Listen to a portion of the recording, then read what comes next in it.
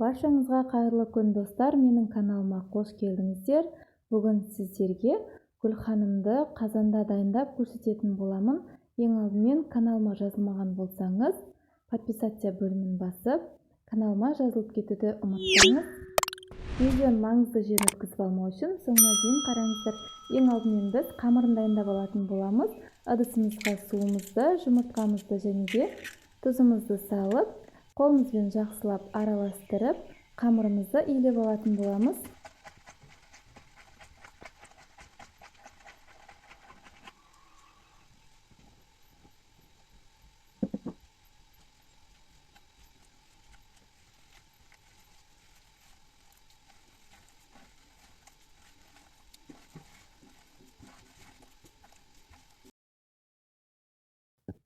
Міне біз қамырымызды жақсылап илеп алдық. Енді осы қамырымызды бір шетке алып, 10-15 минутқа тоңдырып қоятын боламыз.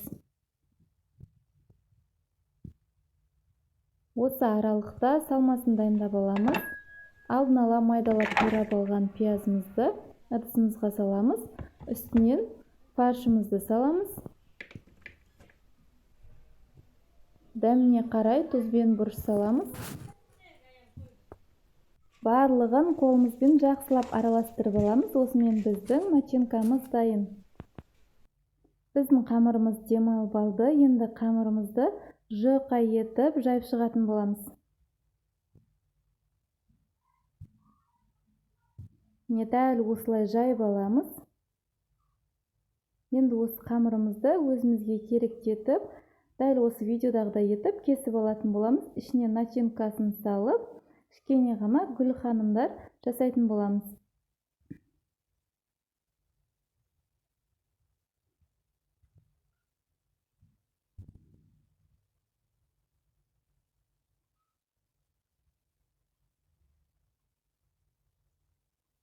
Барлығын дәл осылай түйіп алатын боламыз. Осымен гүлханымдарымыз дайын. Енді біз қуыратын заттарымызға кірісеміз. Барлығын алдын ала жуып, турап, дайындап алдым. Дәл осы көлемде етіп турап аламыз.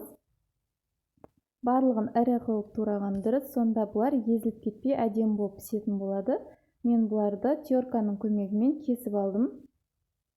Енді қызып тұрған майымызда етімізді қызартып қуырып аламыз. Пиязымызды сарғайғанға дейін қуырамыз. Пиязымыз кішкене езілді. Енді сәбізімізді салып, 5 минут көлемінде қуырып аламыз.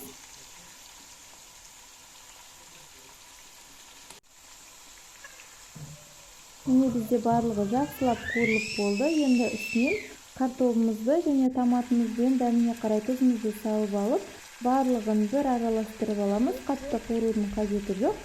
Үстінен суымызды құйып, бір бұрқ етіп қайнаған кезде үстінен гүлханымдарымызды салып аламыз.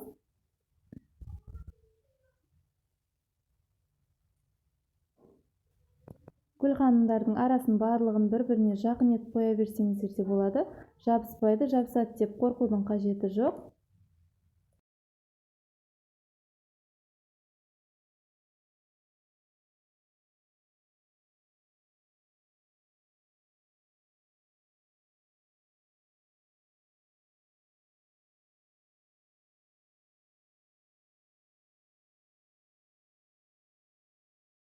Міне біз барлығын қойып алдық. Енді бір қатты қайнатып, бір қайнағаннан соң астын жай қойып, жарты сағатқа қалдыратын боламыз.